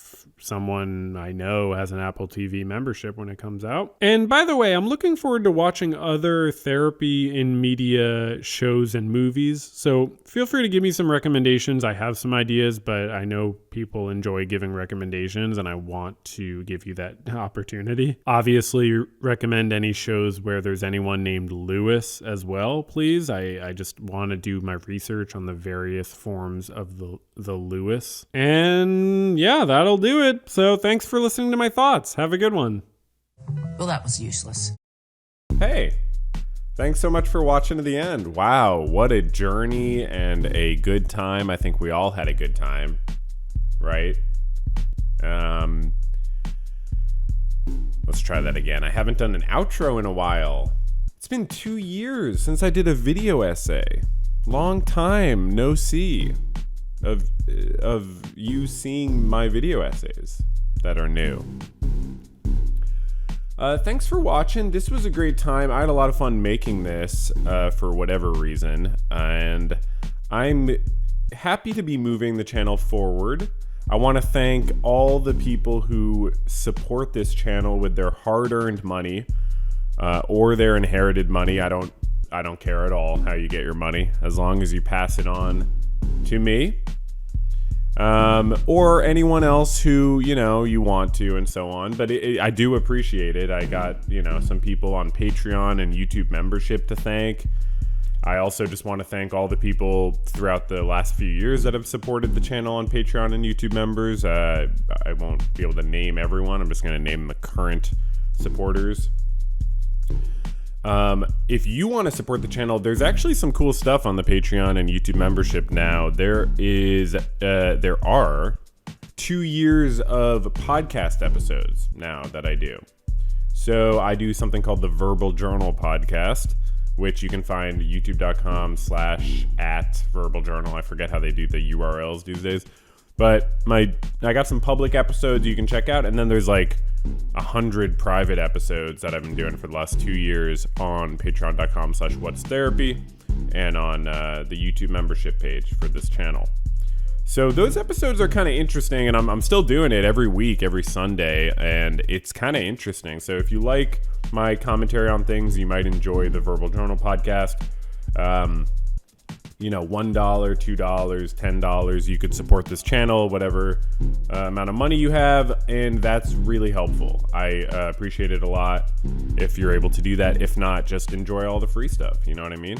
Go back, watch the old videos, watch the live streams, there's the side channel you can check out. There is, like I said, the Verbal Journal. There's the rock stacking channel. I got to do one of those videos. And there's, so that's all fun stuff. And now I will thank the patrons and the members. First, before I do that, I want to make a few other fun announcements. First, I can't say first twice in a row like that. Could we, no, we can't cut? Okay. I'm going to do a live stream. I like doing live streams every now and then, and I have some extra notes that I didn't get around to talking about. I have some funny points and some interesting points about the show, Shrinking, and about life, So I'm going to do a live stream in a couple days, in a week or something. If you're watching this in the future, I already did it. So you can go watch that at the side channel or under live streams or whatever. And that's going to be fun, so come hang out then if you'd like to. We're going to watch like cast interviews probably too and stuff like that. I want to figure out what the heck was going on with this show. I feel like there's something going on. I need to like unearth. Like even just doing this whole video, I'm like, I didn't really get to the bottom of it. So, and there's going to be a third season. So I don't know that I'll do another video. Kind of depends what the third season entails, but we'll definitely do some like live streams talking about the third season. Maybe we'll get really into it. So let me know what you want to do there. I got my notes here because I haven't done one of these in so long. We'll do a live stream. Got that. More therapy media vids, as I said in the ending of the video proper. I want to do more videos. I'm not gonna like jump into certain big shows people would like me to watch immediately because I have other things that I'd like to accomplish in my life. But if you do have any recommendations, let me know. And probably I won't act on them anytime soon, but it's good for engagement. So I have a Discord, but I barely ever use it, so don't really get enticed by that. Also I have like a bunch of extra notes from watching this show, like I did with Breaking Bad and all the other stuff I've done. So those could be available on the Patreon and YouTube memberships if people want. Okay. So thank you to the YouTube members first. Let's give a little thanks to the YouTube members. 39% Weird, you've been supporting me for 30 months. Pit Inhabitant, 28 months. Okay, I'm not gonna read everyone's months, but we got some nice numbers of months here.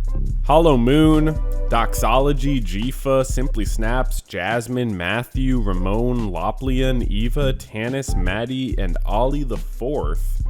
And over on to the Patreon patrons, thank you so much to User, who's been supporting me for 4 years. Thank you. And thank you MJ, Miles, Brent, Mr. Moxie, Kyle, Madeline, Rabid Dog, Irene, Verbal Gerbil. They're like naming themselves after my podcast. That's how you get into my good graces. Linguist Sam, Anastasios, Ryan, Thulusaurus Rex, Luca, Gunther, Scott, Burrow, Ashley, Redgrove, Hugh, Ian, Caleb, Molly, Ga45, Urswit, Platinum Sarge, Russ, Elemancy, King Margot, Tom, Noah, Matt, Icelac, MK, Oliver, Ibnomad, Miranda, Ruben, X, Roman, A, JC, Luna, Emil, Noah, Perpetually Jackson, Francis, and Aiden. Y'all are pretty cool people. You're probably the coolest one in your friend group, and I respect that, you know what I mean? Thank you for demonstrating that by supporting my work. And no, I really do appreciate it. If y'all have disposable income, I really do. Like, I like when I can be paid for my labor. And you never know with YouTube ad revenue. You never really know. I'm like not sure. I haven't posted such a long video. I haven't posted like a video essay in a long time. So I know they changed the way the ads work on long form videos. So hopefully I can rig it up in a way I want. I think there's gonna have to be mid-roll ads on this video.